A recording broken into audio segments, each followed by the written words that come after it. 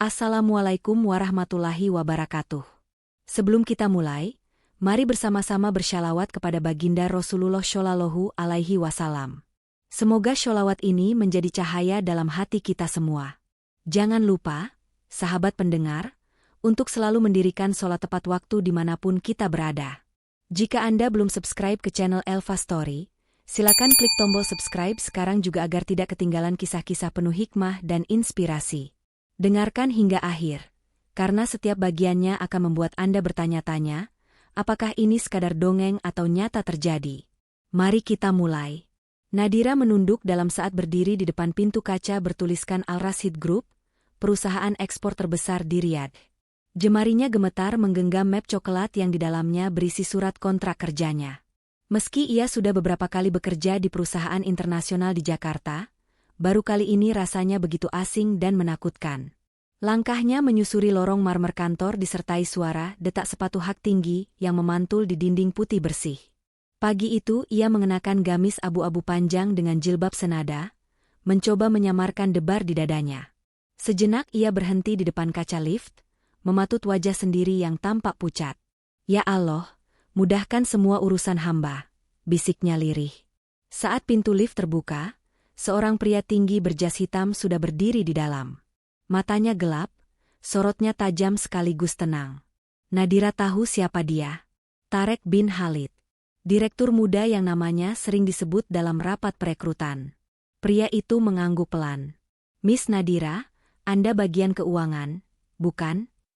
"Iya, Tuan," jawab Nadira terbata. "Tepat waktu." "Bagus," balas Tarek singkat, lalu kembali menatap layar ponselnya. Beberapa detik di dalam lift terasa lebih panjang dari yang Nadira sangka. Getaran aneh muncul di dadanya. Ia pernah membaca tentang betapa disiplin dan kaku pimpinan Arab, namun tak menduga auranya sedingin ini. Begitu pintu lift terbuka di lantai 10, Nadira nyaris tersandung karena gugup. Ia buru-buru merapikan map dan mengikuti Tarek menuju ruang rapat yang luas.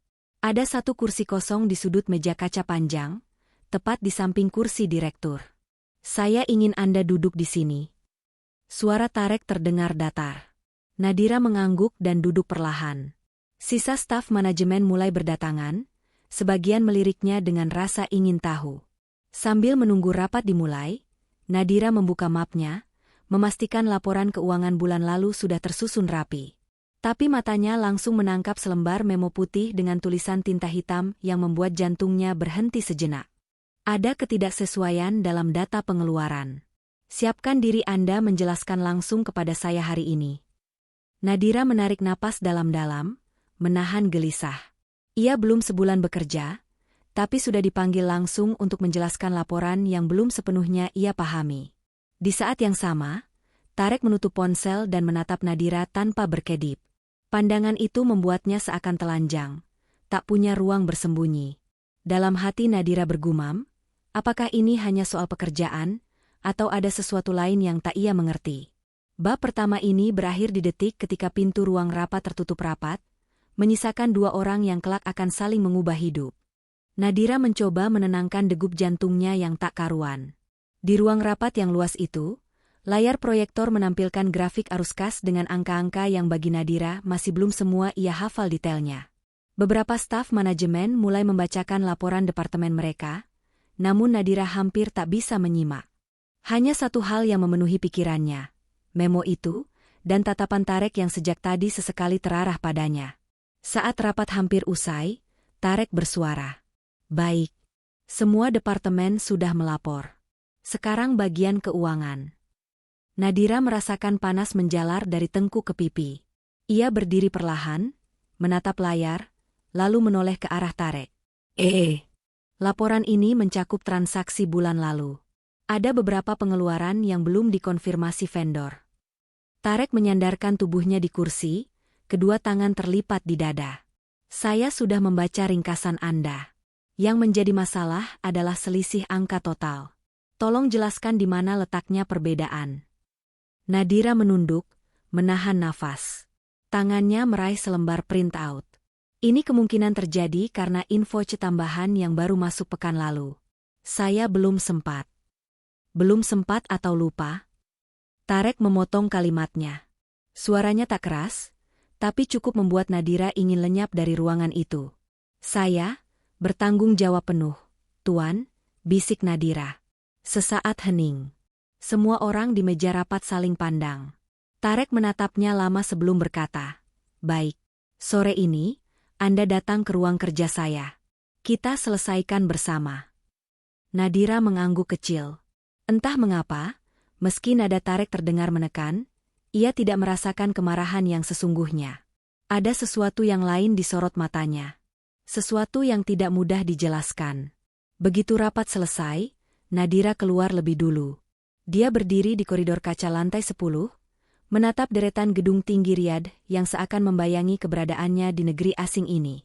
"Kenapa harus aku yang salah?" gumamnya pelan. "Atau, memang aku tidak cukup baik untuk tempat seperti ini?" Belum sempat ia larut dalam gundah, ponselnya bergetar. Satu pesan masuk. "Jangan cemas. Saya tidak akan membuatmu kesulitan. Datanglah pukul 4. Nadira menatap layar ponsel dengan alis berkerut. Nadanya berbeda. Bukan perintah, melainkan pengertian. Pukul 4 sore, Nadira mengetuk pintu ruang kerja direktur. Saat pintu terbuka, aroma kayu manis dan wangi kopi Arab langsung menyergap. Tarek berdiri di balik meja kerjanya yang besar, memegang 2 cangkir kopi. "Silakan duduk." Nadira mendekat, duduk perlahan di kursi kulit hitam. Ia tak berani menatap Tarek lama-lama. "Saya sudah cek dokumenmu," kata Tarek. "Tidak ada masalah besar. Hanya butuh tanda tangan vendor untuk melengkapi dokumen." "Terima kasih, Tuan," gumam Nadira. Tarek menghela napas. Ia menurunkan cangkir kopi, lalu menatap Nadira lebih lama dari biasanya. "Kau terlihat sangat gugup hari ini," katanya pelan. "Apa kau takut padaku?" Nadira menelan ludah. "Tidak. Saya hanya khawatir jika saya mengecewakan perusahaan." Tarek tersenyum tipis. "Bagus. Karena itu kau berbeda." "Berbeda? Bagaimana?" Nadira memberanikan diri bertanya. "Mayoritas orang di sini hanya ingin bekerja secukupnya. Kau peduli. Itu jarang sekali." Nadira menunduk, tak tahu harus menjawab apa. Sesaat, keheningan memenuhi ruangan. Lalu Tarek berkata dengan nada yang lebih lembut, "Jika kau butuh bantuan, kapan saja, datanglah ke saya. Jangan takut." Ucapan itu membuat Nadira semakin bingung. Kenapa seorang direktur harus repot-repot menenangkan staf baru? Ia tak tahu bahwa sejak hari ini, ada sesuatu yang mulai tumbuh di hati mereka berdua. Sebelum pulang, Tarek mengulurkan kertas yang sudah diperiksa. Jemari mereka bersentuhan sejenak.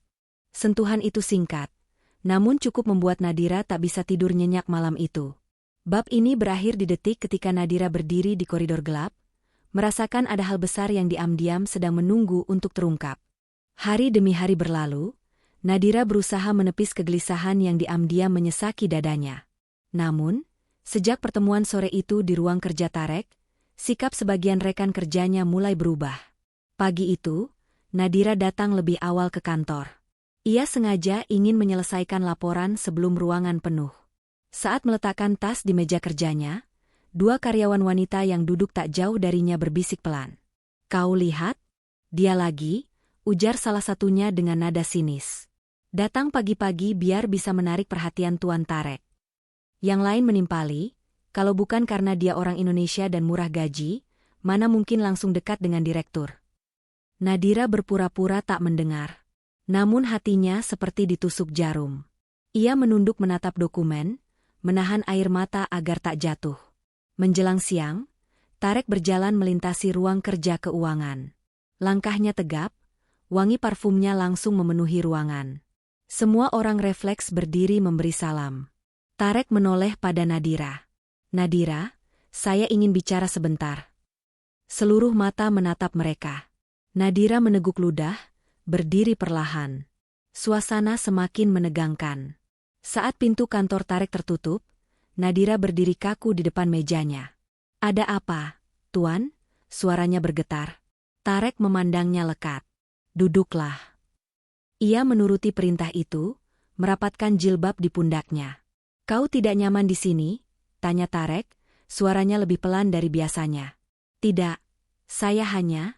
Nadira tak mampu melanjutkan kalimat. Kau tidak perlu menjelaskan. Saya sudah dengar apa yang mereka katakan. Nadira menunduk makin dalam. Sedih. Dan entah mengapa, juga marah. Kalau saya bisa memilih, katanya perlahan, saya tidak ingin orang salah paham. Saya hanya ingin bekerja dengan baik. Tarek menghela napas panjang. Aku tahu. Hening merambat di antara mereka. Lalu Tarek bersandar di kursinya, menatap langit-langit ruangan seakan mencari jawaban. Aku bukan orang yang suka banyak bicara. Ia mulai lagi, nadanya berubah lebih tenang. Tapi sejak kau datang, aku perhatikan kau bekerja lebih keras daripada siapapun di ruangan itu. Nadira mendongak perlahan, matanya berkaca-kaca. Tuan, saya hanya ingin membuktikan saya pantas. Bisiknya, kau sudah membuktikannya, jawab Tarek. Jangan pedulikan omongan mereka. Untuk pertama kalinya, Nadira melihat gurat kelelahan di wajah pria itu. Meski muda, sorot matanya seakan membawa beban berat yang tak mudah dipikul. Tarek berdiri, lalu meraih satu map tebal. Ini proyek audit khusus. Kau yang pegang. Kau akan bekerja langsung denganku. Nadira terperanjat. Langsung? Dengan Tuan? Ya. Tarek menatapnya lama, sebelum akhirnya menundukkan pandangan. Kalau ada yang tidak suka, biar aku yang menghadapi. Seketika Nadira merasa campuran antara gentar dan sesuatu yang hangat. Ia tak tahu pasti apa. Tapi caranya berkata seolah bukan hanya tentang pekerjaan. Saat keluar dari ruangan itu, Nadira tak sadar dua rekannya masih memperhatikannya dari kejauhan. Salah satu dari mereka berbisik dengan nada penuh iri. Aku yakin. Ada sesuatu di antara mereka. Dan pada detik itulah, kabar burung mulai menyebar lebih cepat daripada Nadira bisa mengendalikannya. Desas-desus yang akan mengubah arah hidupnya untuk selamanya. Bab ini berakhir di lorong kantor yang sepi, saat Nadira berdiri sendiri, bertanya dalam hati apakah ia cukup kuat menghadapi semua ini. Sejak proyek audit khusus itu dimulai, Nadira hampir setiap hari pulang paling akhir. Jam kerjanya menjadi lebih panjang, kadang sampai malam. Meski lelah, ia merasa tak ada pilihan lain selain membuktikan dirinya pantas dipercaya. Sore itu, Riyad sudah meredup. Cahaya jingga memantul di dinding kaca kantor Al-Rashid Group. Nadira masih duduk di ruang kerja Tarek, memeriksa lembar transaksi satu persatu. Di seberangnya, Tarek menekuni laptop, sesekali menatap Nadira. Suasana sunyi, hanya terdengar suara kipas pendingin ruangan yang berputar pelan. Nadira memberanikan diri memecah keheningan. Tuan, saya sudah rekap seluruh pengeluaran bulan lalu. Hanya tinggal tanda tangan Anda. Tarek mengangkat wajah, matanya sedikit memerah karena lelah. Bagus. Kau cepat belajar. Nadira menunduk, merasa pipinya memanas. Terima kasih. Ia menyerahkan berkas. Saat jemari mereka bersentuhan, Nadira buru-buru menarik tangannya. Namun Tarek menahan lembar itu lebih lama daripada seharusnya. Kenapa selalu menunduk saat bicara denganku? Tanyanya perlahan. Saya, menghormati Tuan, jawab Nadira pelan. Tarek menghela napas panjang, lalu bersandar di kursinya. Matanya menatap jendela yang mulai gelap. Aku tidak ingin kau takut. Aku hanya ingin kau merasa nyaman bekerja di sini. Kata-kata itu sederhana, tapi nadanya berbeda. Lebih dalam. Lebih pribadi. Nadira menggigit bibir. Hatinya berdebar. Saya berusaha, tapi kadang rasanya sulit. Karena gosip itu. Nadira tak menjawab. Air matanya menggenang, membuat pandangannya buram. Ia menyesal, tapi juga lega, akhirnya bisa mengakuinya. Aku minta maaf, ucap Tarek. Semuanya terjadi karena aku tidak cukup tegas menghentikan kabar yang beredar. Tuan tidak salah. Tapi aku tidak menyangkalnya, sambung Tarek pelan. Karena memang, aku tertarik padamu. Kalimat itu jatuh di antara mereka seperti petir di langit yang sepi. Nadira menahan napas, tubuhnya membeku. Tuan, jangan bicara begitu, bisiknya, suaranya hampir tak terdengar. Kenapa? Karena aku majikanmu? Karena kita berbeda. Nadira memejamkan mata, air matanya akhirnya tumpah. Karena saya hanya ingin bekerja. Saya tidak ingin menjadi bahan pembicaraan. Tarek bangkit berdiri, mendekat perlahan. Ia menunduk menatap wajah Nadira yang basah air mata. Kalau kau ingin berhenti proyek ini, aku akan memahaminya, katanya. Tapi kalau kau tetap di sini, aku tidak akan pura-pura lagi. Nadira hanya bisa menunduk, hatinya berkecamuk. Antara takut, tersanjung, dan tak percaya semua ini terjadi padanya. Untuk beberapa saat, ruangan itu hanya berisi diam dan detak jantung yang tak karuan. Sampai akhirnya Tarek berkata, suaranya lebih pelan dari sebelumnya. Aku akan menunggumu. Sampai kapanpun. Bab ini berakhir pada malam yang kian larut, di ruang kerja yang sunyi, dengan dua hati yang sama-sama terombang-ambing oleh rasa yang belum bisa mereka akui sepenuhnya. Malam itu Nadira tak bisa memejamkan mata. Ia menatap langit-langit kamar apartemen kecilnya, mencoba mencerna ucapan Tarek yang terus terngiang di kepalanya. Aku tertarik padamu. Kalimat itu seakan meruntuhkan semua pertahanannya. Nadira tahu perasaan itu tak boleh tumbuh. Ia hanyalah staf asing yang datang untuk bekerja. Tapi apa yang ia rasakan tak bisa lagi diabaikan. Keesokan harinya, kantor Al-Rashid Group lebih ramai dari biasanya. Sebuah tim audit independen datang untuk memeriksa dokumen transaksi. Nadira yang sedang sibuk menyiapkan berkas, dikejutkan oleh pesan singkat yang masuk ke ponselnya. Temui saya di ruang kerja. Sekarang. Nadira meneguk ludah. Jantungnya seakan berpacu lebih cepat. Ia melangkah melewati lorong panjang, merasakan tatapan beberapa orang yang seolah tahu ia sedang dipanggil direktur. Saat pintu ruang kerja tertutup, Tarek berdiri di dekat jendela besar yang menampilkan panorama kota Riyadh. Punggungnya tegak, tangannya dimasukkan ke saku celana. Kau sudah siap? Tanyanya tanpa menoleh. Nadira meremas jemari sendiri. Siap? Apa, Tuan? Siap menghadapi hasil audit. Nadira menghela napas. Saya sudah melakukan yang terbaik. Jika ada yang salah, saya akan bertanggung jawab. Tarek akhirnya menoleh. Sorot matanya tak lagi sekadar tegas, tapi juga ada kilatan kekhawatiran. Aku tidak akan membiarkanmu sendirian, katanya pelan. Tuan, tolong, jangan berkata seperti itu. Nadira menunduk, suaranya bergetar. Semakin Tuan membela saya, semakin orang salah paham. Aku tak peduli. Tapi saya peduli. Nadira mendongak, air matanya nyaris jatuh. Saya datang ke sini untuk bekerja, bukan untuk mencintai. Tarek memotong kalimatnya, nadanya tenang namun membuat Nadira tak berkutik. Hening panjang merambat di ruangan. Nadira merasa tak ada tempat untuk lari dari tatapan itu. Aku tidak ingin memaksamu, sambung Tarek perlahan. Kalau kau mau pindah proyek, aku akan mengizinkan. Tapi jika kau bertahan, aku tak akan berpura-pura lagi. Nadira menunduk. Ia tak sanggup menjawab. Saat itu juga, pintu ruangan diketuk pelan. Seorang staf audit masuk, menyerahkan map tebal kepada Tarek. Ini hasil pemeriksaan awal, Tuan. Tarek menerima map itu, membuka halaman pertama. Dahinya berkerut membaca laporan. Nadira menahan napas, menunggu kalimat yang mungkin akan menjatuhkan reputasinya selamanya. Semua bersih, ujar Tarek akhirnya. Tak ada selisih. Kau sudah bekerja sempurna. Nadira memejamkan mata. Beban besar seakan terangkat dari pundaknya. Namun bersamaan dengan itu, rasa yang ia tahan makin sulit disangkal. Ketika staf audit sudah keluar, Tarek berjalan mendekat. Ia menatap Nadira dari jarak yang terlalu dekat, hingga ia bisa mencium aroma parfum kayu itu lagi. Kau tak perlu takut. Kau sudah membuktikan siapa dirimu. Tuan, Nadira menatap lantai, suaranya nyaris hilang. Apa yang Tuan inginkan dari saya? Tarek terdiam sejenak sebelum menjawab dengan suara yang nyaris berbisik. Yang aku inginkan, hanya kau.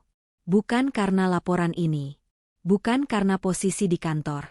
Tapi karena sejak pertama kali melihatmu, aku tahu kau berbeda.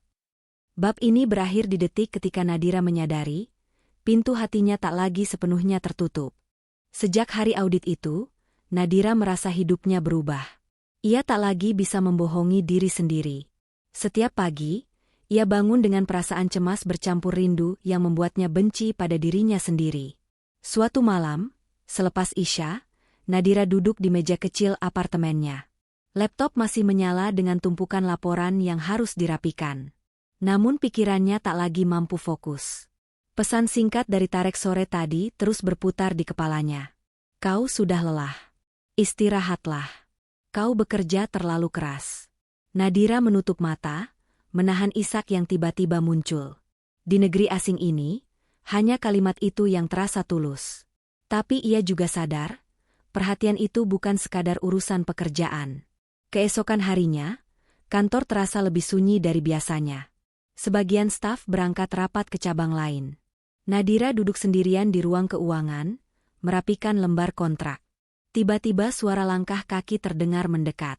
Nadira menoleh dan menemukan Tarek berdiri di ambang pintu. Kau sendiri di sini? Tanyanya pelan. Yang lain ke cabang? Jawab Nadira sambil menunduk. Tarek masuk, menutup pintu perlahan. Ia berdiri hanya 1 meter dari meja Nadira. Suasana hening, hanya terdengar bunyi detak jarum jam di dinding. Aku sudah lama ingin bicara, katanya akhirnya, tanpa gangguan siapapun.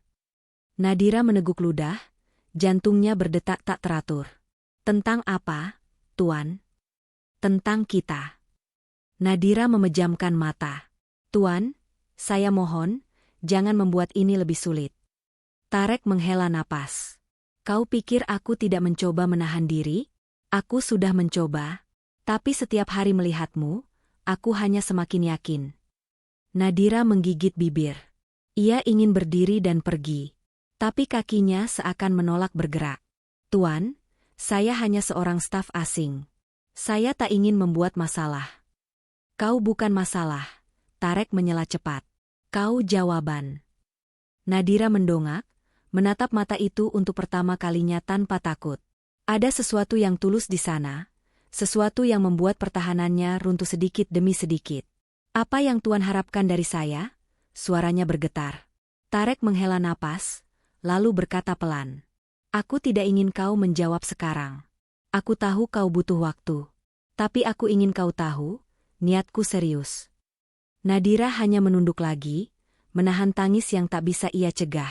Jika kau siap, sambung Tarek, aku akan datang menemui keluargamu di Indonesia. Aku tidak akan membiarkanmu menghadapi ini sendiri. Kata-kata itu membuat Nadira membeku. Dalam hidupnya, ia tak pernah membayangkan seorang pria Arab, seorang direktur terpandang, akan berkata seperti itu padanya. Di luar, matahari Riyadh perlahan condong ke barat. Nadira masih diam, mencoba mengumpulkan sisa-sisa keberanian untuk berkata sesuatu. Tuan, saya tidak tahu harus menjawab apa, bisiknya. Jawablah nanti, balas Tarek. Aku akan tetap di sini, menunggu. Bab ini berakhir saat Tarek melangkah keluar ruangan dengan langkah tenang, meninggalkan Nadira yang duduk sendiri, menggenggam hatinya yang mulai goyah. Hari-hari berikutnya menjadi ujian terberat bagi Nadira. Ia tetap bekerja seperti biasa, mencoba bersikap profesional, tapi semua orang seakan bisa membaca kegundahan di matanya. Setiap kali Tarek melewati ruang keuangan, jantung Nadira berdetak lebih kencang. Ada saat-saat ia menatap punggung pria itu sambil bertanya dalam hati, apakah benar ia sedang menjalani takdir atau sekadar mimpi yang akan berakhir buruk. Suatu sore, Nadira menerima pesan singkat. Besok sore, saya ingin bicara. Ini penting. Ia menatap layar ponsel lama sekali sebelum membalas dengan satu kata. Baik. Esoknya, matahari Riyadh condong ke barat saat Nadira berdiri di depan pintu ruang kerja Tarek. Tangannya dingin, keringat dingin menetes di pelipis. Perlahan ia mengetuk, lalu mendorong pintu. Tarek berdiri di samping meja, wajahnya terlihat lebih letih dari biasanya. Saat melihat Nadira, ia menghela napas panjang. Duduklah, katanya pelan. Nadira duduk, merapikan kerudung, mencoba menenangkan degup jantung. Kenapa saya dipanggil, Tuan? Tanyanya dengan suara serak. Tarek menatapnya lama, sebelum akhirnya berkata, aku sudah bicara dengan keluargaku. Nadira terpaku. Bicara? Tentang apa? Tentang niatku. Tentang kau. Nadira merasa kepalanya ringan, seakan semua oksigen di ruangan menguap. Mereka ingin memastikan, lanjut Tarek, bahwa jika aku serius, aku harus siap datang ke keluargamu. Menemui orang tuamu. Melamar dengan cara yang terhormat. Tuan, Nadira menunduk, matanya basah. Mengapa? Mengapa saya? Tarek tersenyum tipis. Karena sejak pertama kau masuk lift hari itu, aku tahu ada yang berbeda. Aku melihat keberanian, kejujuran, dan entah bagaimana, aku merasa tenang. Nadira menggigit bibir, menahan isak. Tapi Tuan, ini semua di luar nalar saya. Saya hanya perempuan asing di negeri ini. Dan kau tak pernah sekalipun menjual harga dirimu, balas Tarek. Di kantor ini, semua orang punya opini. Tapi hanya kau yang tak pernah berusaha menarik perhatian siapapun. Hening meliputi ruangan. Tarek berjalan mendekat, berhenti hanya sejengkal dari kursi Nadira. Suaranya melembut. Jika kau tak ingin ini berlanjut, katakan. Aku akan mundur. Tapi jika kau memberi izin, aku akan datang ke Indonesia bulan depan. Nadira mendongak, menatap mata itu, merasakan perih dan kelegaan bercampur jadi satu. Apa Tuan yakin? Tanyanya perlahan. Aku yakin. Air mata Nadira jatuh. Saya hanya takut. Takut semua orang akan mencemooh. Tarek menggeleng pelan. Biarkan orang berkata apa saja. Yang penting, kau bersedia. Nadira menutup wajah dengan kedua tangan. Suaranya pecah dalam isak yang tak bisa lagi ia sembunyikan. Saya belum bisa menjawab sekarang, bisiknya di sela tangis. Baik, jawab Tarek dengan nada sabar. Aku akan menunggu. Bab ini berakhir saat Nadira berdiri perlahan, melangkah keluar ruangan dengan hati yang berkecamuk. Di luar, lampu-lampu Riyadh mulai menyala satu persatu, seakan menjadi saksi bisu keberanian yang masih tertunda. Malam itu, Nadira duduk di balkon apartemen kecilnya. Angin panas gurun berhembus pelan, membawa aroma debu dan bunga kering.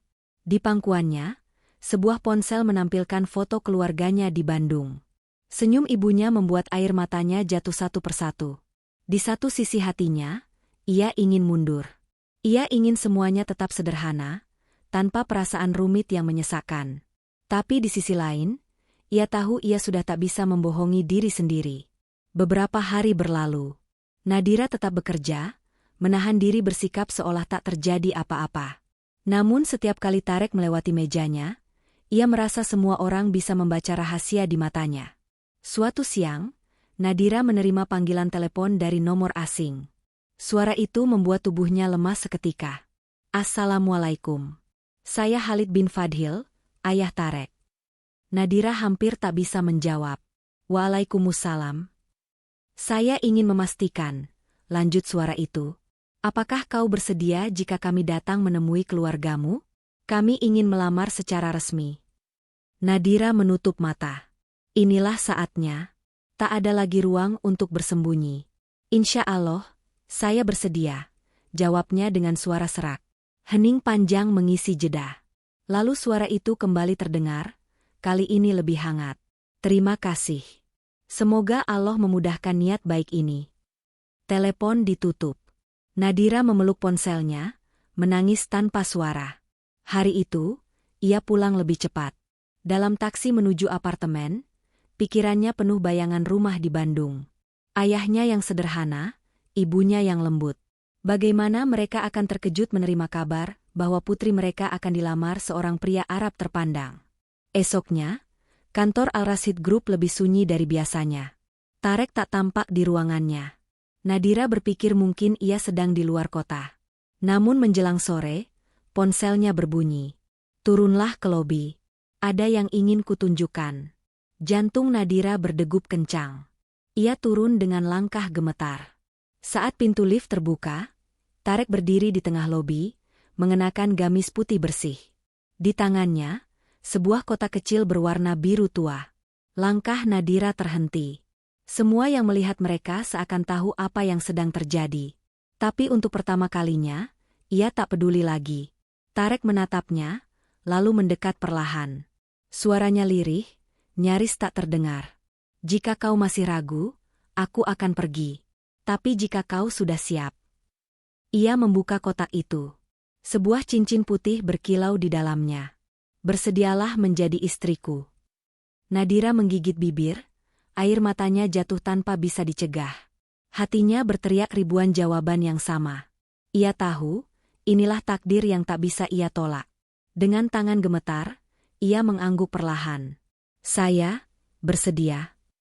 Sesaat, seluruh dunia seakan berhenti. Semua desas-desus, semua rasa takut, semua beban, lenyap dalam tatapan itu. Tarek menghela napas lega. Senyum tipis muncul di sudut bibirnya. Ia meraih jemari Nadira, memasangkan cincin itu dengan hati-hati. Ketika cincin itu melekat di jarinya, Nadira tahu, hidupnya tak akan pernah sama lagi. Bab ini berakhir di detik ketika Tarek menunduk, berbisik di telinganya dengan suara yang membuat hatinya luluh. Terima kasih, karena tak lagi menolak takdir kita.